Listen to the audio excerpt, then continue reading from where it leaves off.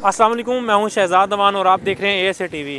तो आज से 9 माह पहले और आज 2023 में जो महंगाई का आलम हो चुका है, इमरान खान को जिस बुनियाद पर इन लोगों ने PDM वालों ने निकाला था, आज 9 माह बाद आवाम को आटा मिलना मुश्किल ही क्या नामुमकिन हो चुका है, जिसकी वजह से बहुत से लोगों की हलाकतें हो चुकी हैं। वही हमारे साथ कुछ शहरी हैं, इनसे जानते हैं कि इनके इजहार ख्याल क्या है कि ये महंगाई की उसकी वजह कौन है और कैसे काबू पा सकते हैं। अस्सलाम वालेकुम। वालेकुम अस्सलाम। की नाम भजन तड़ा? अली हैदर।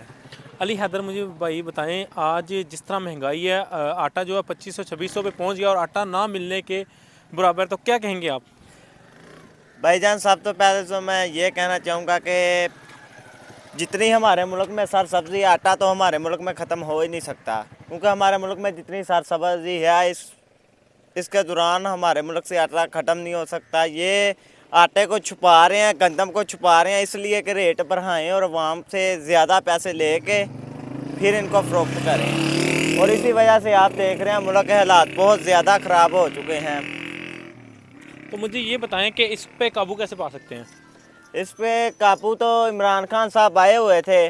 महंगाई तो होनी थी एक मरतबा। जितना हमने कर्जा लिया हुआ था बाहर से मुल्कों से, आस्ता आस्ता उतर रहा था कर्जा, और जब से ये नवाज शरीफ फिर आ गया खजाने में कोई चीज़ नहीं बची। अब महंगाई भी ज़्यादा से ज़्यादा हो जा रही है। गोश्त का रेट ज़्यादा, आटे का ज़्यादा, कोई चीज़ आगे से रेट भी ज़्यादा आगे से मिल भी नहीं रही। इन्होंने शार्ट की हुई है चीज़, बाहर वाले मुल्कों को ये फ़रोख्त कर रहे हैं, उनसे डॉलरों के हिसाब से पैसे ले रहे हैं और हमारा हक खा रहे हैं ये लोग। आपकी एज क्या है?